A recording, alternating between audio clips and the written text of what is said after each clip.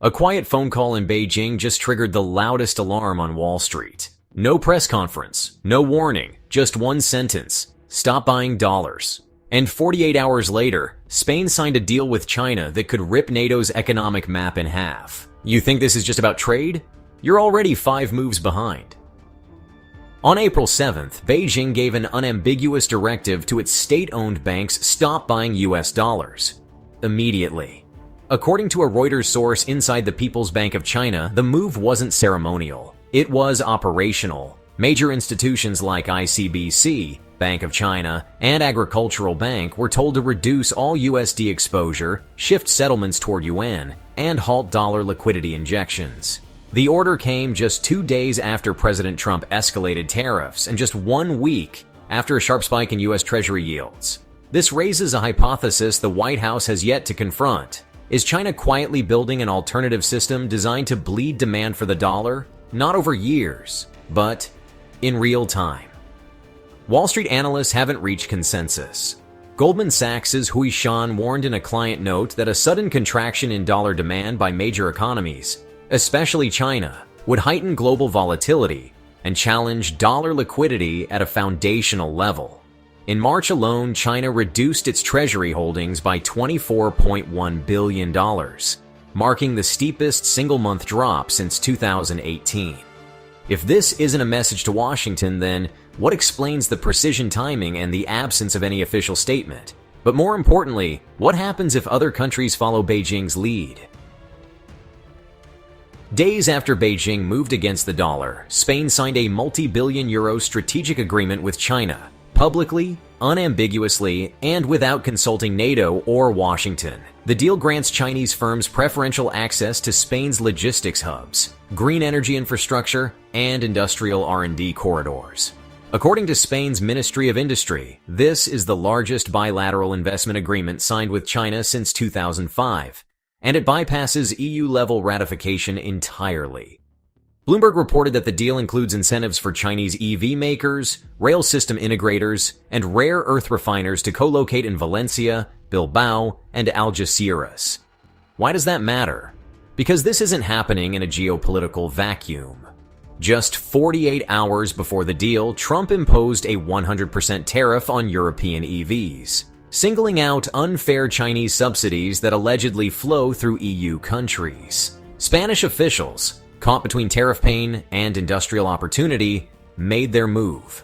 Former EU Trade Commissioner Cecilia Malmström noted, "This reflects a deeper rebalancing. Countries like Spain no longer see alignment with the US as a given, it's now transactional."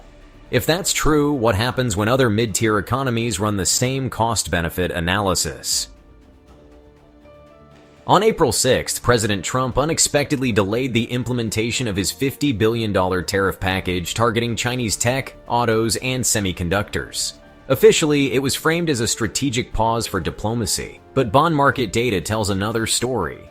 That same day, 10-year Treasury yields surged to 4.81%, a level not seen since the 2007 pre-crisis cycle.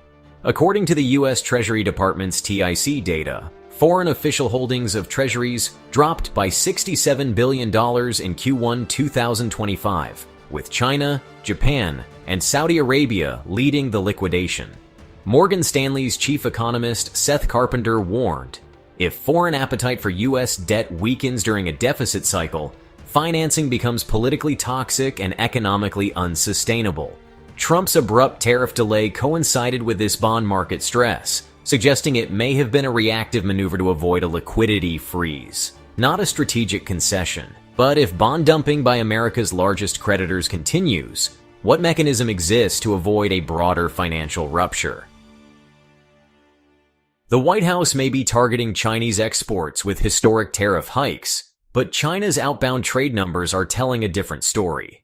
In March 2025, China's exports to the global south surged 42.6% year-over-year, driven by electronics, EVs, and industrial machinery, according to China's Customs Administration.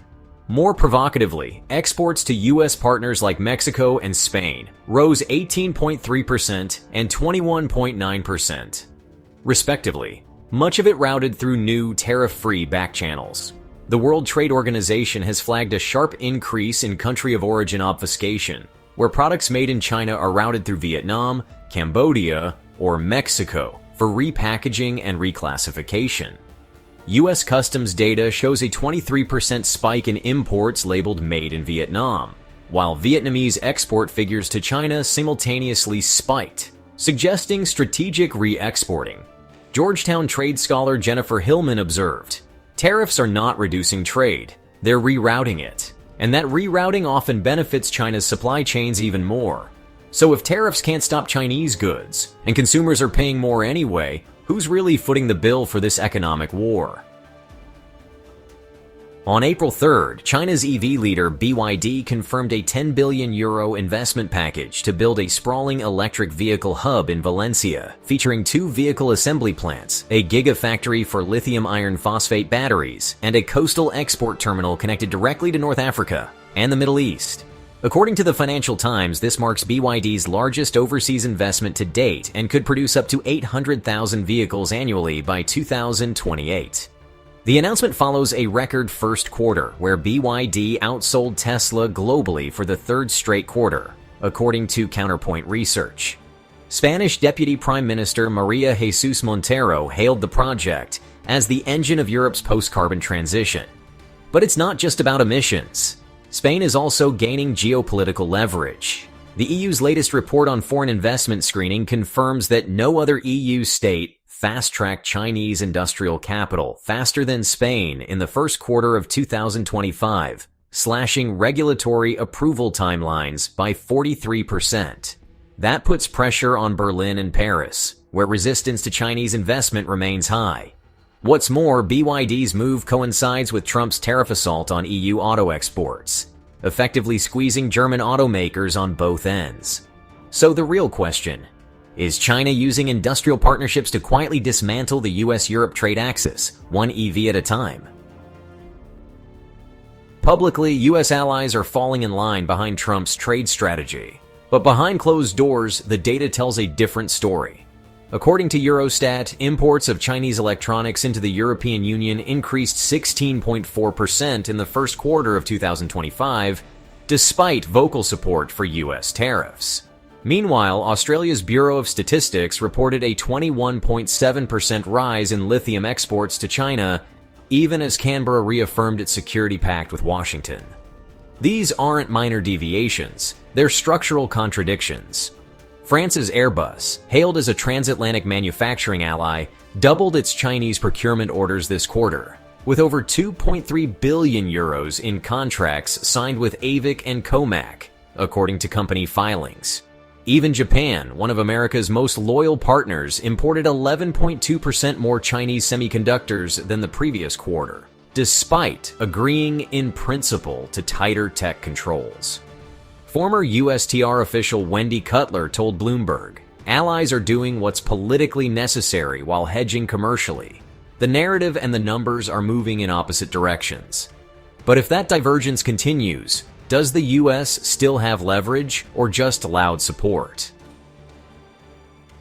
On April 6th, the US Treasury added 12 major Chinese firms to its investment blacklist, including EV battery giant CATL and state-linked chipmaker SMEC. But targeting Chinese companies also hits American portfolios. According to Morningstar, over $412 billion in US retirement assets are passively exposed to Chinese equities through index funds managed by BlackRock, Vanguard, and Fidelity. Forced divestment from these stocks triggers liquidation cascades, reshuffles ETF weightings, and increases volatility across global benchmarks.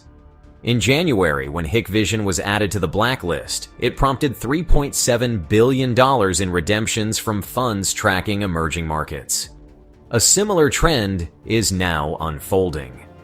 FTSE Russell announced it will reweight several indices, while JP Morgan flagged increased redemption pressure on global EM funds.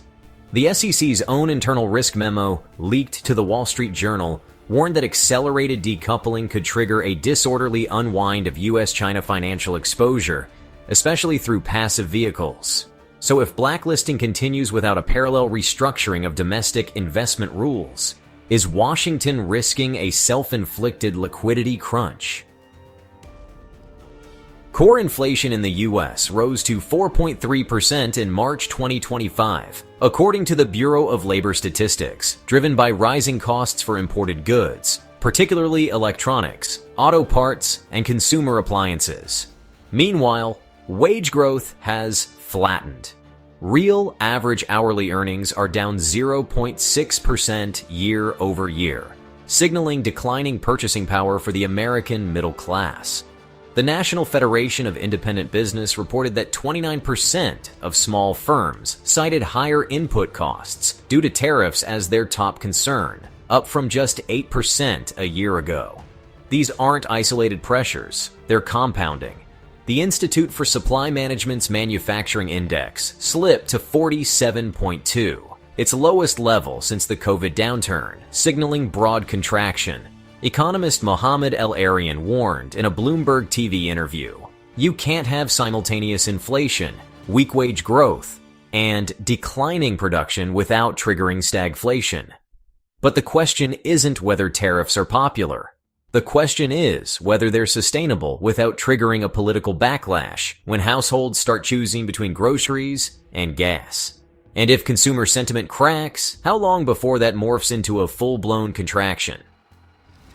In the first 3 months of 2025, foreign holdings of U.S. Treasuries fell by $138 billion, according to the latest Treasury International Capital (TIC) report. China alone offloaded $31.6 billion, bringing its total U.S. bond holdings to their lowest point since 2009. Japan, the second largest foreign creditor, shed $23.4 billion, while Saudi Arabia cut its exposure by $11.9 billion.